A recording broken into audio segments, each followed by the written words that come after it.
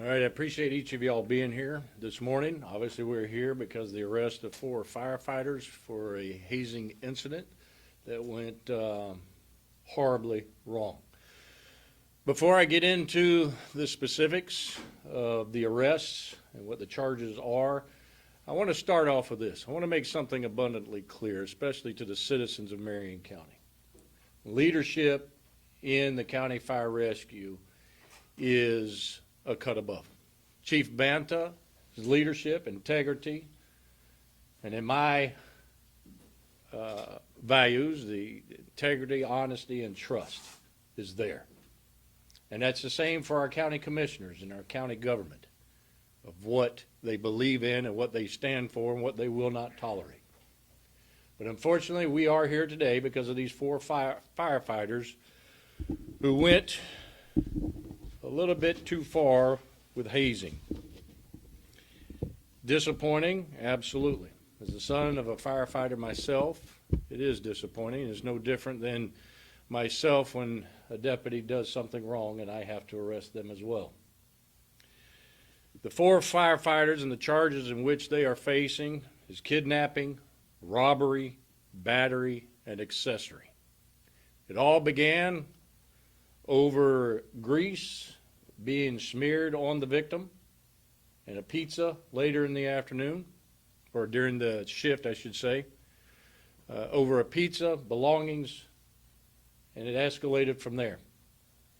It also, the whole thing began because the 4 that arrested, or individuals at the firehouse, wanted a video from TikTok that the victim had. They chased him down in the parking lot. Once they caught him, they removed his pants from him, took his belt, then began to strike him on the backside with that belt. The victim refused to give up the phone. The phone was taken from him during this whole incident. Trying to gain access, these firefighters tried to get the password from him, in which he refused. During the process, they continued to escalate into these criminal acts. While they're trying to get into the phone, they took it even a little bit further. They removed his underwear and then again began to strike him on his backside, on his bare skin. The kidnapping comes when they took him and began to drag him through the parking lot, moving him from one location to another. And then at some point, one of them decided to go get, or someone mentioned, they decided to get a bottle of water and a towel and waterboard him, according to the victim, 3 times. During this whole incident, the victim fought and refused to cooperate and made it abundantly clear to each of them that this was outside of what he thought maybe could be perceived as something minor, and each of them should have known it. Unfortunately, they took it to this level. So I am going to turn it over at this point to Fire Chief Jamie Banta. Thank you, Sheriff.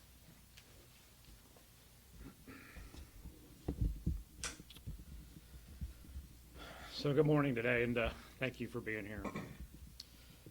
Today I want to address the arrest and termination of 4 first responders from our department. Their actions, now the subject of serious felony charges, represent a disturbing violation of everything that this profession stands for. What occurred was unacceptable, inexcusable, and fundamentally contrary to the core values of our fire department. Let me be absolutely clear. These individuals involved in this incident forfeited their right to wear the uniform the moment they chose an act and manner that endangered, harmed, and betrayed a fellow firefighter. Their behavior does not reflect who we are and what we stand for. To our community, I know this news is upsetting. I know it may cause some to question their trust in the department. But I ask you to remember that we have more than 800 firefighters who come to work every day with one mission: saving lives, protecting property, and protecting this community. They respond at all hours, in all conditions, and in most dangerous situations inimaginable. The misconduct of a few should not overshadow the honor, commitment, and sacrifice of the many.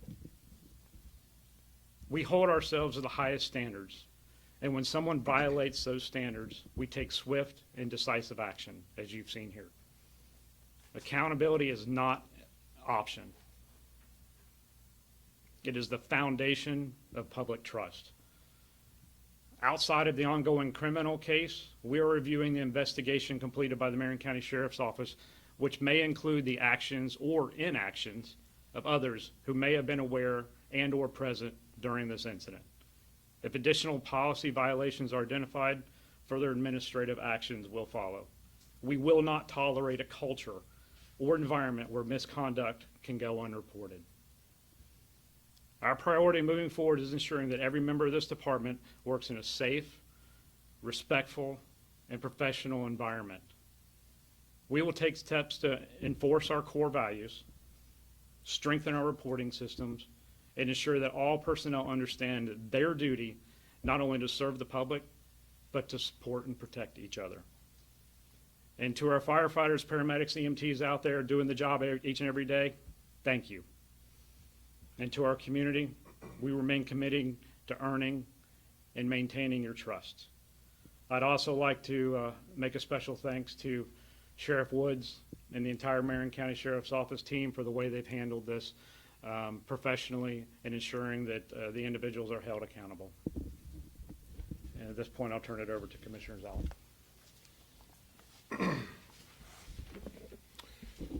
Good morning.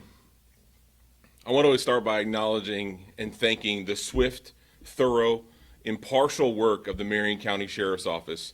Thank you, Sheriff Woods, for your professionalism and your commitment to transparency through this process. From the moment this incident came to our attention, we worked side by side with the Sheriff's Office to get the facts. Their work has been exemplary, and our partnership continues to be essential. But let me be absolutely clear. From the Board of County Commissioners, what occurred is absolutely unacceptable. It's disappointing. It makes me sick to my very stomach. We are deeply troubled by the incident. And personally, we want to apologize to the community for the way, this comes across. For these reasons that none of us can understand, a small group of employees treated the firehouse like a frat house. The behavior is absolutely disgraceful, disrespectful, and it will simply not be tolerated, as you can see here by our fire chief and our sheriff. Our fire stations are not hangouts. They're not social clubs. They're professional environments paid for by the taxpayers for one purpose: to protect the people and the property of Marion County. And what makes this simply so disappointing is we rely on our firefighters to uphold that very highest standard of service and integrity. And just like us as elected officials, we take an oath to serve the citizens. Our firefighters as well take an oath to uphold the Constitution, obey the law, act professionally, protect lives and property, and serve their community and their fellow first responders with courage, discipline, and respect. The recent actions violated that very oath they took. They violated our policies. And more importantly, they violated the trust this community places in them and in us. So let me be clear. This is not about who we are. This is not who we are. This is not what we stand for. And we will not let it happen again. Our fire chief will make sure of it. We have initiated a comprehensive review along with Sheriff Woods to get to the very bottom. We are implementing additional standards and safeguards to strengthen our oversight, ensure every employee understands that professionalism is not an option, it is an actual requirement. And we will stop at nothing to root out the conduct that disrespects this county, undermines our mission, and jeopardizes the safety and dignity of our team. Marion County has zero tolerance for employees who batter and betray the trust of the people they serve. Zero tolerance for those who put their own impulses above their responsibilities. Zero tolerance for behavior that demeans the good men and women who serve honorably every single day, every single call, every single shift. Above all, our responsibility is to this community we love. Every resident deserves the full confidence of the men and women when they call 911 and we send responders to them. Every employee has the right to a safe, respectful, and professional workplace. We will uphold these standards without compromise, as you see here today. We will hold ourselves and one another accountable as well.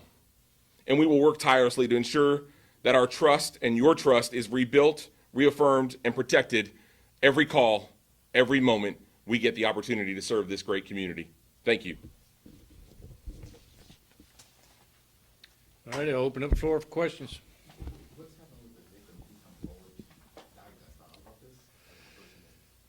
So the victim reported it to another individual, and then it went up through its appropriate chain of command, and then it got into our hands. Sheriff and Fire Chief, if you'd like to answer as well, I mean, anyone who hears this story is gonna have a reaction. What was your reaction when you learned this all started over something like a TikTok video, a pizza, and some grease on a shirt? In my 30 years as a firefighter, this is the most egregious thing that I've seen been reported to me. And as fire chief, I was in shock and disgusted at the actions that was reported to me. On the afternoon of the 19th, my deputy chief reported to me the incident that was being reported up to him. We consulted the assistant county attorney immediately and immediately contacted Marion County Sheriff's Office to start handling the cases. This went by far more than a hazing incident, which is absolutely condoned also. Have they done this before, like hazing incidents with other firefighters or? So we don't have any reports of discipline due to hazing. In the past, we've had incidents of one-on-one disagreements with individuals that we've had to handle. Any previous report of any type of hazing incident, we have not issued any discipline on due to it either was unfound or it wasn't specifically hazing. It was more of a one-on-one type of incident. Can you share if the victim is still an employee at the fire rescue, or is this just completely turned him off to full profession? So as of now, the victim is an employee of Marion County Fire Rescue. He's diligent doing his job. He's been offered the ability to take some time, in which he's refused. His exact words were, he has a job to do, and he needs to do that job. When you said you made it clear that he didn't want any parts of this, what exactly did you tell them? Like, leave it at home, no, stop, or, just like. You know, So put yourself in their shoes, or his shoes, okay? And what I mean by that is anytime you're involved and you have people that you know, that you work with on a regular basis, you're gonna be reluctant to come forward and tell anything because, did you hear what he just said? Did y'all catch what the chief just said, what the young man said? I wanna get back to work. I wanna do my job.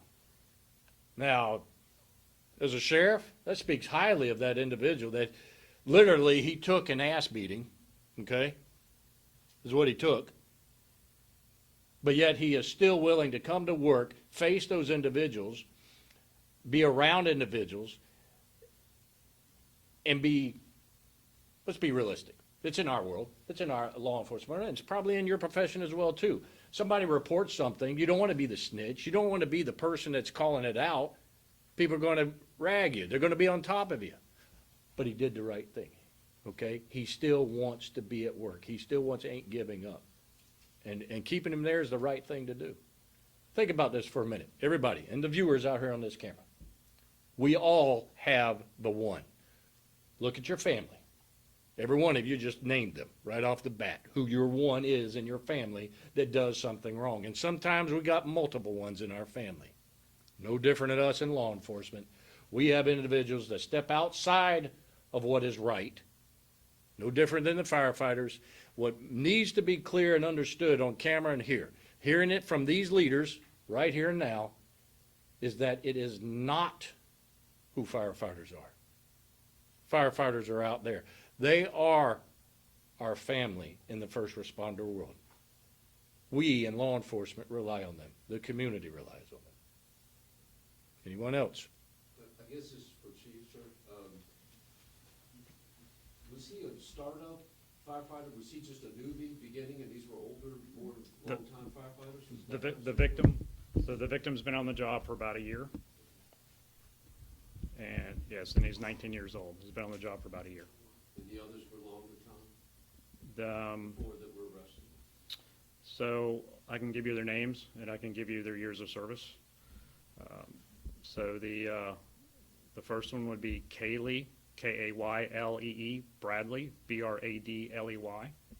She's a paramedic.